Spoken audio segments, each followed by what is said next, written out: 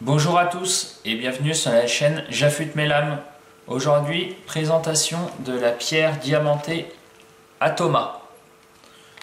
Donc, je vais la sortir de son emballage. Donc quand vous l'achetez, voilà, elle vous est livrée donc, dans une petite pochette en plastique. Voilà, avec les instructions comme toujours en japonais. Mais bon, il n'y a pas besoin de sortir de Saint-Cyr pour savoir utiliser la pierre. Hop. Donc, voilà à quoi ressemble la plaque. Hop. Donc, c'est un grain 400. Hop.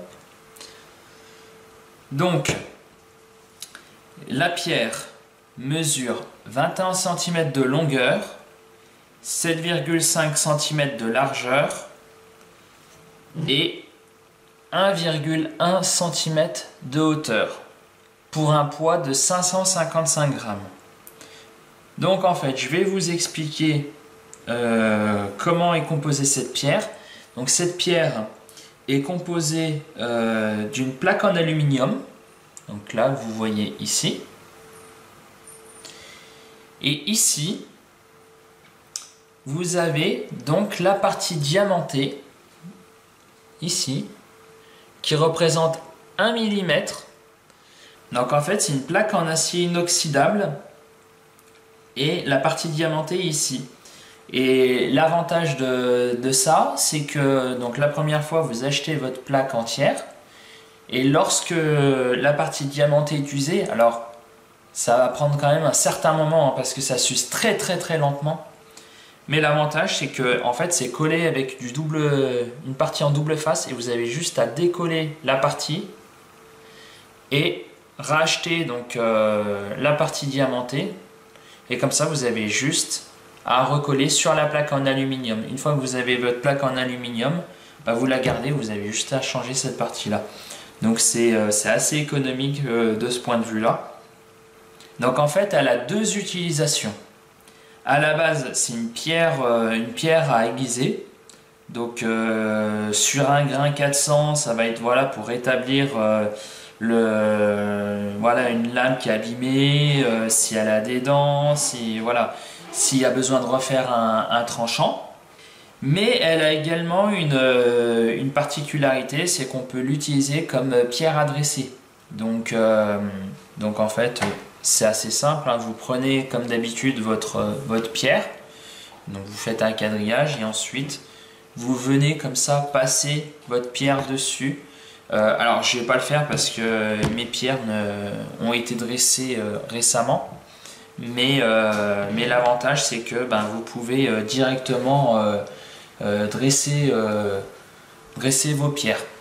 Alors, je vous avais déjà montré comment dresser vos pierres. Je vais vous mettre le lien, voilà, par ici.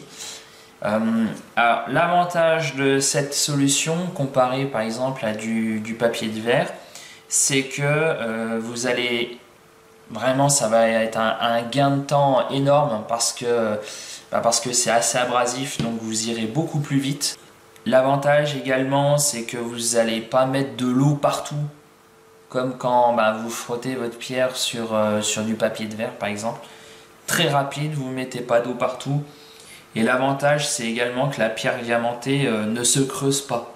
Donc ça c'est vraiment top.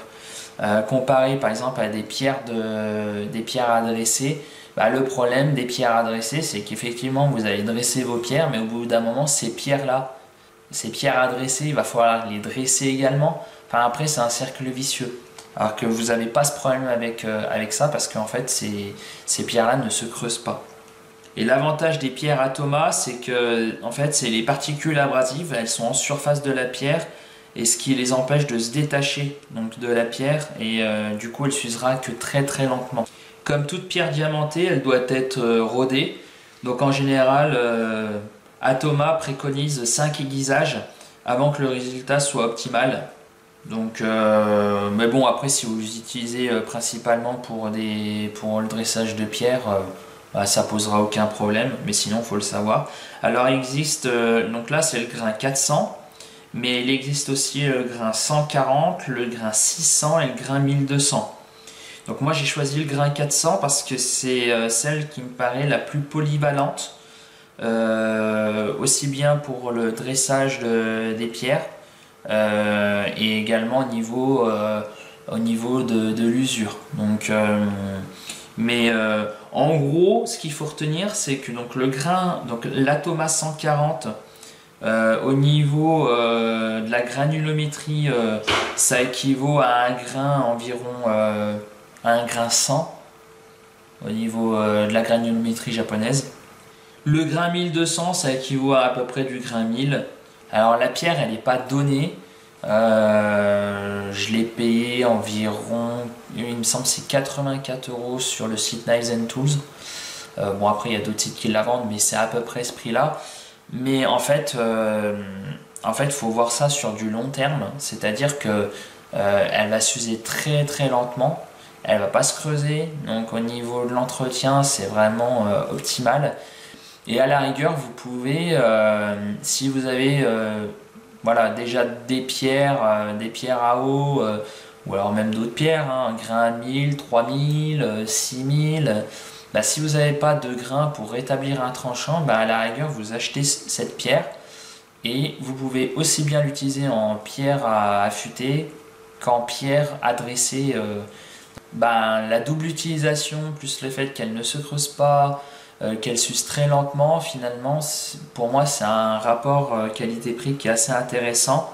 La seule chose qu'il va falloir faire attention, entre guillemets, c'est que si, par exemple, quand vous utilisez des pierres à eau japonaises, c'est des pierres qui sont assez permissives dans le sens où elles n'enlèvent que très très peu de matière, alors que une pierre diamantée comme ça enlève quand même pas mal de matière. Donc quand vous allez passer votre couteau dessus, si jamais vous n'avez vraiment pas un angle optimal, forcément ça va enlever de la matière un peu plus rapidement que sur de la pierre à eau japonaise, enfin on va dire de la pierre traditionnelle, et ça va moins pardonner les erreurs. Par contre, l'avantage, c'est que si vous avez des lames qui sont émoussées ou qui ont des chips, vous allez les récupérer très très rapidement et vous pourrez passer sur des grains supérieurs plus rapidement. Donc c'est également un gain de temps. Donc voilà, comme bien souvent, que ce soit au niveau des pierres ou au niveau des couteaux, c'est toujours une histoire de compromis. Donc après, à voir ce que vous recherchez, quoi. Voilà, c'était une petite présentation de ce produit que je trouve très intéressant à avoir. Pour moi, personnellement, si vous décidez d'avoir une pierre pour dresser vos autres pierres, moi je conseillerais ceci.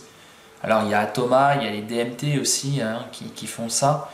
C'est une autre marque. Mais moi je conseillerais ça parce que l'avantage c'est qu'elle ne se creuse pas. Alors que si vous prenez une pierre à dresser, à terme il faudra également la dresser. Enfin après c'est le cercle vicieux. Alors bien sûr la pierre à dresser vous n'allez pas la dresser tout de suite, mais à terme elle finira par se creuser. Donc pour moi personnellement c'est le produit que je recommande. Après chacun est libre de faire son choix, ce n'est que mon avis. Voilà, si vous avez des questions, n'hésitez pas à les laisser en commentaire comme d'habitude, j'y répondrai. Si vous avez aimé la vidéo, n'hésitez pas à la liker, commenter et partager, c'est important pour le référencement. Et on se retrouve très bientôt pour un prochain tuto.